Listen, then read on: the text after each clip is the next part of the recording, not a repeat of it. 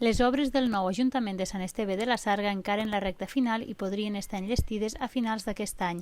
D'aquesta manera, a principis de l'any que ve, el municipi podria tornar a tenir la seu del consistori al mateix terme municipal. Recordem que des de fa uns quants anys les oficines municipals estan en un local de lloguer a Tremp, a més de mitja hora de la majoria de pobles del municipi. El motiu és que l'antic edifici consistorial es trobava en molt mal estat i s'ha hagut de fer de nou.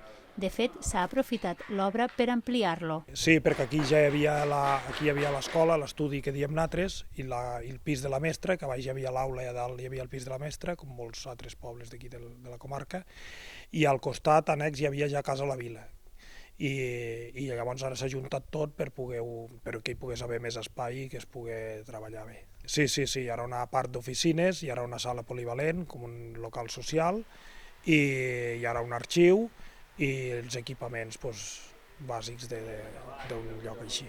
Justament aquest dimarts, el president de la Diputació de Lleida, Joan Talarn, ha visitat les obres, ja que l'ens provincial finança gairebé la totalitat dels 300.000 euros que costaran.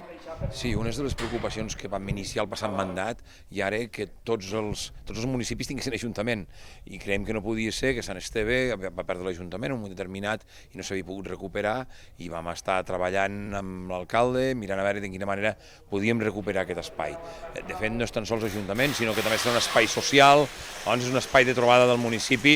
Si volem que la gent es quedi als municipis és que hi trobi els serveis necessaris. L'Ajuntament és un dels serveis més necessaris que tenim als municipis també, i evidentment un espai social per als habitants també calia.